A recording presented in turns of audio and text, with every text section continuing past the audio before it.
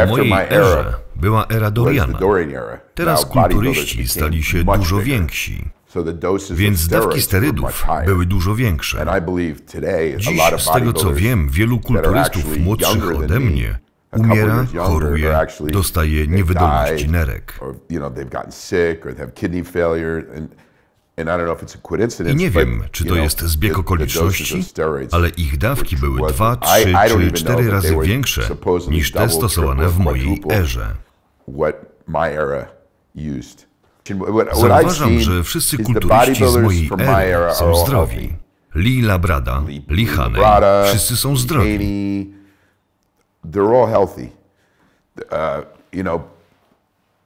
Natomiast jak spojrzysz 5 lat w przód na kulturystów z ery Doriana, jak Tom Prince, Nasser El Sampaty, Mike Materazzo,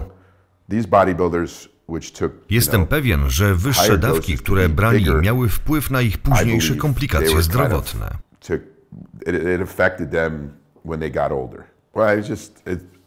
Więc myślę, że powodem dlatego, że moja era, i owszem, ja brałem sterydy, nie będę wchodził w detale, natomiast braliśmy je, aby się zregenerować i utrzymywać masę mięśniową na ekstremalnych dietach.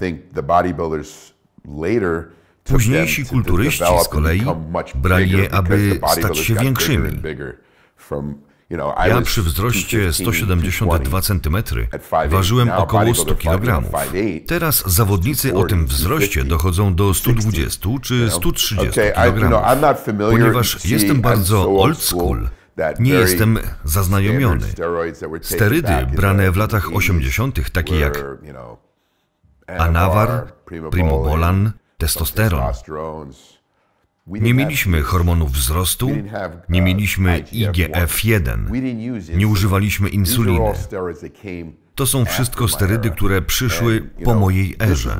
To zmienia sport i niestety kulturyści, którzy przyszli tuż po mnie, musieli eksperymentować na własnych ciałach z tymi substancjami. Stąd wiele historii o kulturystach z lat 90., którzy zmarli. Nie sądzę, że jest to przypadek, że na przykład Nasser El Sampaty czy Tom Materazzo zmarli. Tom Prince doznał niewydolności nerek. Wielu z nich zmarło lub zachorowało w erze sterydów, o których ja nic nie wiedziałem. Widzę kulturystów z lat 80., którzy są wciąż w świetnym stanie zdrowotnym i wciąż trenują. Ja mam 50 lat i czuję się dobrze. Wciąż trenuję. Jest jakieś przeświadczenie, że sterydy są złe. Ja biorę HTZ, aby zachować testosteron w normie i być w stanie zachować masę mięśniową. I myślę, że używane pod nadzorem lekarza mogą być w zasadzie korzystne. Masz gości jak Sylvester Stallone, który przyznaje, że bierze hormon wzrostu, testosteron, i gość jest po 70, wciąż zachowując to, co miał. Więc to przeświadczenie, że sterydy są zupełnie złe, jest prawdziwy, ale bardziej w kontekście ludzi, którzy je nadużywają. Lata 90. były takim okresem, gdzie próbowano zobaczyć, jak stać się dużo lepszym. Teraz wydaje mi się, że zawodnicy są dużo rozsądniejsi, wiedzą co brać, ile brać i jest to dużo inna era. Można by rzec, że kulturyści z lat 90. byli królikami doświadczalnymi dla przyszłych pokoleń.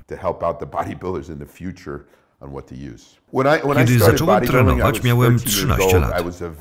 Byłem bardzo chudym dzieckiem, które często chorowało. Chorowałem na przykład na mononukleozę, chorobę immunologiczną, która wpływa na wątrobę.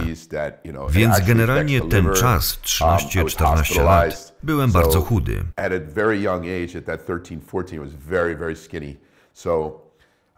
Zacząłem czytać magazyny Muscle Builder czy Vadera, bo ojciec kumpla je czytał. I raz poszedłem do niego do domu i w piwnicy miał siłownię, w której trzymał masę magazynów. Ze zdjęciami takich ludzi jak Arnold, Franco Columbu, Lou Ferrigano, Robbie Robinson, tych starych kulturystów, których niesamowicie podziwiałem. Oni wyglądali jak superbohaterowie. Jak w ogóle osiągnąć takie ciało? Jako dziecko czytałem komiksy z postaciami o wielkiej muskulaturze. Nie wiedziałem, że istnieją na świecie ludzie, którzy rzeczywiście mają takie mięśnie. Więc już w młodym wieku wiedziałem, że chcę zostać kulturystą. I jako nastolatek zacząłem chodzić na siłownię. Gdy zacząłem, pamiętam, że mocno wierzyłem w siłę umysłu i pozytywnego myślenia. W wieku 13 lat wiedziałem, że będę profesjonalnym kulturystą. Mimo że nie miałem pojęcia o genetyce i ogólnie jak do tego dojść, byłem skoncentrowany i od dziecka wmawiałem sobie, że będę kulturystą i będę tak wyglądał. Jak pokazywałem te magazyny rodzinie, wszyscy mówili, że nie ma szans, że kiedyś tak będę wyglądał. Zawsze pytałem ich, dlaczego? To są ludzie tacy jak ja. Jeśli oni są w stanie, to ja też jestem. Oczywiście potem dopiero stałem się świadomy, że są pewne genetyczne ograniczenia. Ale jedna rzecz, która mnie wyróżniała na tle konkurencji, to pozytywne myślenie. Wszystko, co robiłem, byłem w tym jak naukowiec. Wierzyłem w poprawne odżywianie, trening, zapisywanie wszystkiego i ogólnie planowanie. Jeżeli planujesz, osiągniesz sukces. Wielu kulturystów bazuje swój sukces na dobrych genach.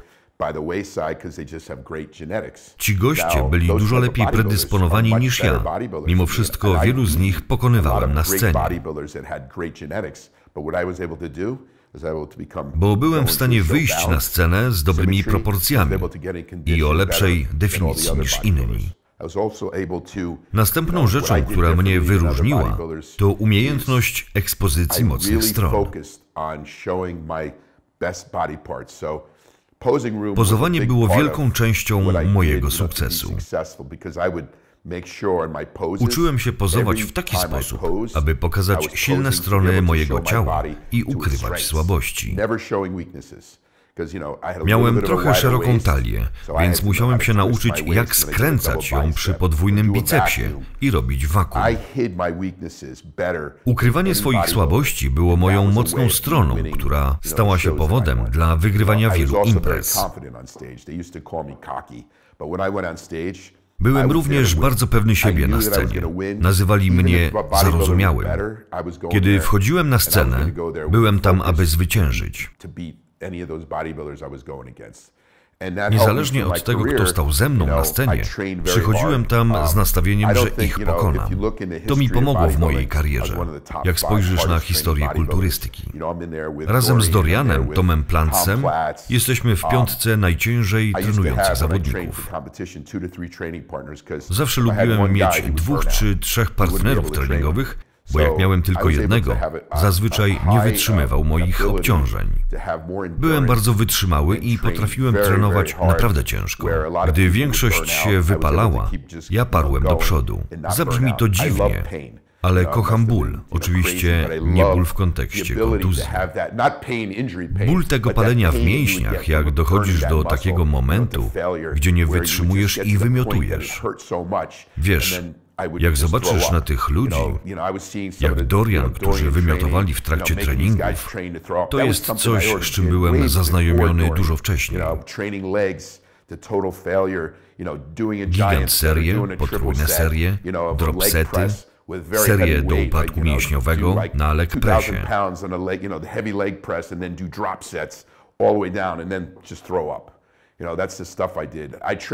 Wiele razy trenowałem tak ciężko, że pękały mi naczynia krwionośne w oczach, że białka robiły się czerwone.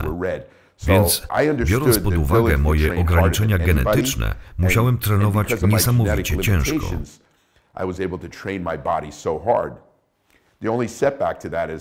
Jedyny minus tego był taki, że moja kariera trwała znacznie krócej. Stałem się pro mając 20 lat i mając 30 musiałem odejść na emeryturę, bo zauważyłem, że już wtedy zacząłem łapać kontuzje. Zaczęły się problemy z szyją, z plecami. Powodem tego było to, jak mocno trenowałem. Są kulturyści o świetnych genach, którzy potrafią siedzieć i tylko się pompować i mieć długie kariery. To nie byłem ja. Dzisiaj mamy Dextera Jacksona. Widziałem, że trenuje bardzo lekko i nie zrozum mnie źle. Uważam, że jest świetnym zawodnikiem i fakt, że mógł wygrywać 20 lat temu i wciąż być na scenie, jest czymś, za co go bardzo szanuję. Przykład z mojej ery to Albert Beckles. On startował, jak byłem dzieckiem. I gdy ja kończyłem karierę, on wciąż był na scenie. Kiedy dostałem 3. miejsce na Mr. Olympia, Albert Beckles miał 55 lat. Czyli tyle, ile ja obecnie. W tym wieku bycie drugim na Mr. Olympia to niesamowity wyczyn. Ale to jest gość o świetnych genach. I widziałem, jak trenował i nie było to ciężkie trenowanie. Robił wszystko bardzo precyzyjnie, wolne powtórzenia i tak dalej. Dzięki swoim świetnym genom mógł kontynuować tak długą karierę. Moje obecne geny to moja głowa, umiejętność trenowania ciężej niż inni. Więc to i bycie bardzo skoncentrowanym, praca nad słabszymi partiami stworzyło zestaw, który był w stanie pobić innych zawodników. Ludzie mówią czasem, Rich nie miał dobrych genów. To nie jest tak. Nie byłem w stanie zajmować 2. miejsca na Mr. Olympia 3 lata z rzędu i być top 5 przez 7 lat. Miałem dobre geny. Oczywiście byli goście o lepszych predyspozycjach, bo mieli na przykład węższe biodra, szersze obojczyki. Więc oglądałem magazyny z Larrym Scottem, który miał węższy obojczyk, lecz obudował go naramiennymi, aby wyglądać na szerszego. Popatrz na Phila Heatha. On również ma dość wąski obojczyk, ale był w stanie rozwinąć ramiona do ogromnych rozmiarów i wygrać 7. miejsce na Mr. Olympia. Więc są sposoby walki z gorszymi genami, ale musisz mieć też geny w głowie, aby się za to wziąć. Myślę, że moje geny to umiejętność do szybkiej regeneracji, cięższego treningu. I to, że byłem w stanie dojść do ultraniskich poziomów tłuszczu, do których nikt w moich czasach nie był w stanie wyciąć. Byłem pierwszym kulturystą z prążkami na pośladkach. Zobaczyłem, że je mam pewnego razu, jak pozowałem i właściciel siłowni podchodzi i mówi: cholera, masz prążki na dupie. Więc jak spojrzysz na klasyczne sylwetki, to tułów nie podkreśla pośladków. Ja byłem w stanie właśnie je podkreślić kosztem tułowia. Byłem pierwszy, który to zrobił. Więc kiedy to zrobiłem, byłem na zawodach Pro World, jeszcze przed Arnold Classic. I wszedłem na scenę z bardzo dociętymi pośladkami. Ludzie mówili, co to jest? Nikt czegoś takiego nie widział wcześniej. To wniosło zupełnie nowe standardy do tego sportu. Wierzę, że moja era wniosła standard wyciętych pośladków i wcześniej niespotykanej definicji. I to utrzymuje się do dzisiaj. Patrząc na Mr. Olympia ostatnio i mam uznanie dla zwycięzcy Brandona Curego, ale widzę, że kulturyści nie mają definicji jak kiedyś. Wiesz, Dorian był wielki i docięty, zbity i twardy. Tego dziś nie ma. Podobnie sztuka pozowania zdaje się odchodzić. Jako starszy kulturysta uważam, że dzisiaj nie jest dostatecznie podkreślane, jak ważne jest pozowanie. Pozowanie to jest kulturystyka. Więc wkładanie tej całej pracy w trening i budowanie sylwetki i wchodzenie na scenę bez umiejętności pozowania to jest niejako strata całego włożonego wysiłku. Wielu kulturystów nie rozumie jego wagi. Wierzę, że pozowanie zdecydowanie sprawia ciało twardszym i powinno być częścią przygotowania. Obserwowałem przygotowania Brandona Curry'ego poprzez jego posty na Instagramie. Gdy wszedł na scenę, nie był tak wycięty jak kilka tygodni przed. Wciąż wystarczająco dobrze wyglądał, aby wygrać zawody, ale myślę, że stać go na więcej. Masz gości jak Rami, który nigdy nie docina. Następny z Holandii, Rolly Winkler. Widzisz go niesamowicie dociętego, a potem na scenie jest niewidoczny. I to jest gość, który ma zdecydowanie potencjał na Mister Olympia, ale jakoś nigdy mu się nie udaje. Nie wiem, czy to jest jego trening, czy trener. Może się wypala przed zawodami, ale widziałem go na paru zawodach w świetnej formie i wygrywał te zawody, ale nigdy nie wygrał Olimpii. Nie chcę zbytnio się wypowiadać o tym, co jest powodem, że kulturyści wyglądają świetnie i w dniu zawodów tracą swój wygląd. Może to przez diuretyki. Czasem kulturyści nie potrafią zachować skupienia na dzień przed zawodami. Stresują się i ciała zatrzymują wodę. To może się każdemu przydarzyć. I kiedy się przydarzy, jest bardzo ciężko dobrze się zaprezentować. Myślę, że bardzo często zawodnicy komplikują sprawę i robią zbyt dużo. Wiele razy prostota zwycięża. Masz trenerów, którzy preferują proste rozwiązania, na przykład Chris Aceto. On używa starych metod u większości swoich podopiecznych. Trenował Jaya Caltera, Shona Rodena i wielu świetnych zawodników. No i na przykład Sean Roden cechował się świetną definicją na scenie.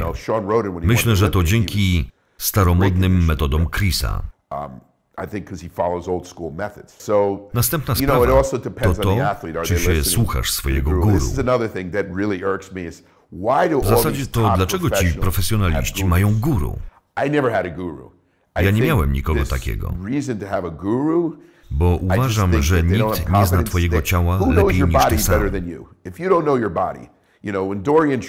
Dorian trenował sam, podobnie do mnie, bo znaliśmy swoje ciała i prowadziliśmy dziennik. Możesz mieć trenera, który cię popycha, motywuje i daje rady. Ale ty sam powinieneś znać swoje ciało lepiej niż ktokolwiek i mieć nad nim kontrolę. Teraz każdy potrzebuje trenera, nawet amatorzy. I będę szczery. Wydaje mi się, że jest to absurdalne. Wiesz, nie jestem pewien, czy ci guru przepisują cykle dla swoich podopiecznych. Może to jest ich funkcja. Ale wiele razy można usłyszeć, że dają wskazówki dotyczące diety, treningu, poszczególnych partii.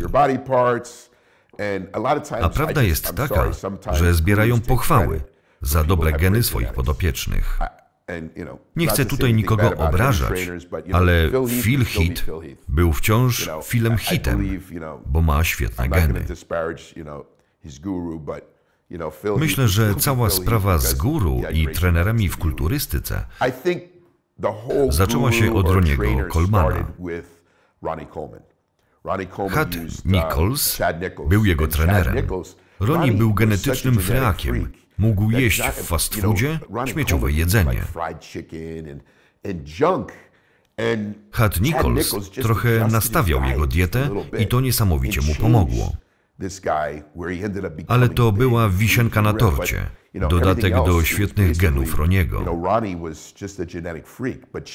Chad mógł powiedzieć, nie jedz smażonego kurczaka, nie jedz białego chleba. I mógł go zmienić, tak że Ronnie stał się najlepszym kulturystą wszechczasów. I wtedy każdy zobaczył, że Ronnie Coleman ma trenera, więc my też potrzebujemy. Doszło do tego, że teraz każdy ma guru lub trenera. I to jest przesada. Jeśli nie jesteś w stanie wygrać krajowych zawodów, zapomnij o próbach bycia pro.